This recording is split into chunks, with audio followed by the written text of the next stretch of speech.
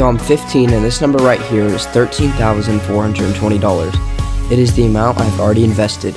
No, I'm not rich. No, my parents didn't hand me the money. Here's the real story. How I learned about investing, it all started because my friend put $20 into crypto. He told me about crypto, and I convinced my dad to let me buy crypto. Then I started watching videos on silver on YouTube, and during Christmas, me and my dad set up a Fidelity Youth account, and I got silver.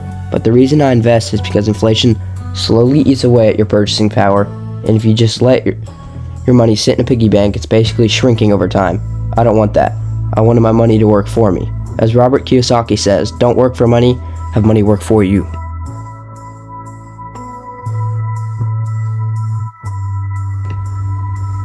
Section 1. Where the money came from. The money I invested didn't appear out of nowhere.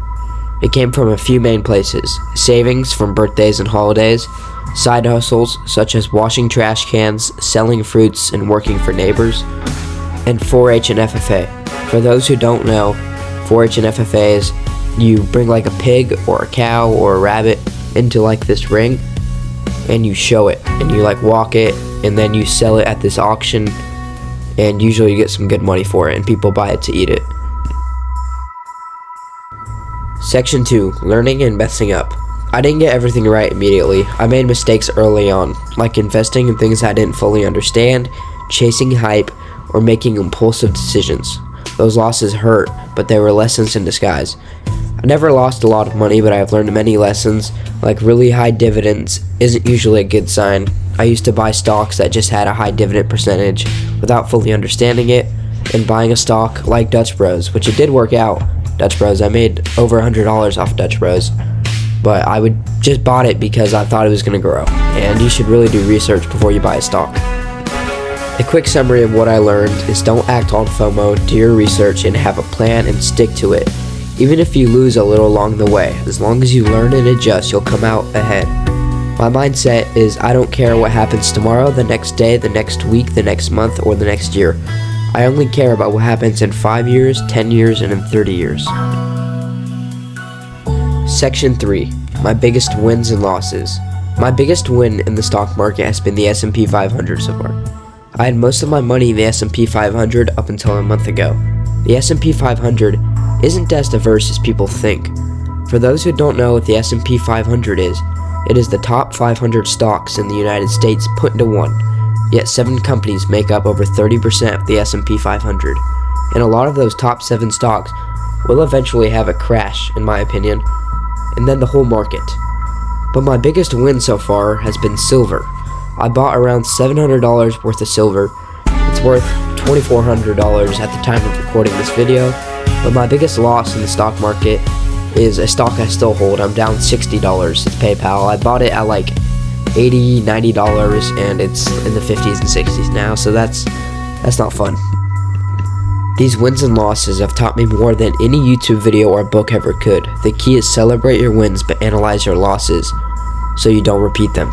History repeats itself.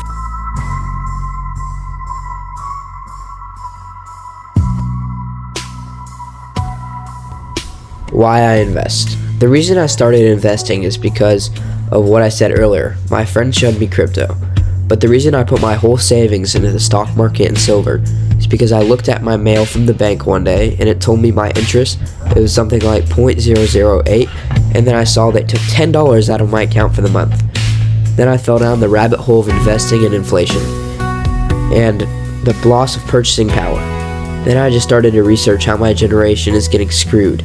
It is being left $38 trillion in national debt, and housing prices, and student loans, and how AI will take a lot of jobs. The chart I am showing you is the loss of purchasing power since January 1995. The S&P 500 has returned 2,200% since 1995, and around 10.93% annually. My investment approach. My biggest holding is United Health. It makes up 41% of my portfolio. This year I'm going to make $100 in dividends. For people who don't know, what a dividend is where a company pays you to own their stock. I might make more in dividends because I might buy more shares, but I think I already have enough United Health. My investment approach for the next couple of months will probably be buy Elf Beauty and Celsius Energy. They are both trading pretty low right now, and I believe in them for the next couple of years. I will be avoiding hype and FOMO on other stocks and depositing money and just buying the same 5 stocks that I currently hold. The main lessons I've learned. The biggest lessons I've learned is how to read charts. Don't take someone's word for it. Don't be dumb. Avoid reckless decisions just because something looks cool. Don't act on FOMO. If you feel pressure to invest, step back and think. Have a plan and stick to it. Discipline beats luck every time. Pay attention to the news so you know what's coming and what's happening. Starting young gave me a huge advantage. Even small, smart moves now can turn into something much bigger later.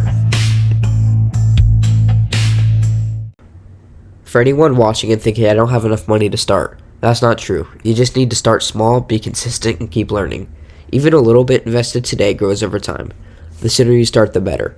I constantly see people saying, I'll start in a month. I don't have a lot of money right now. The hardest part of starting investing is just investing and just getting started. So yeah, that's how I invested $13,000 by age 15.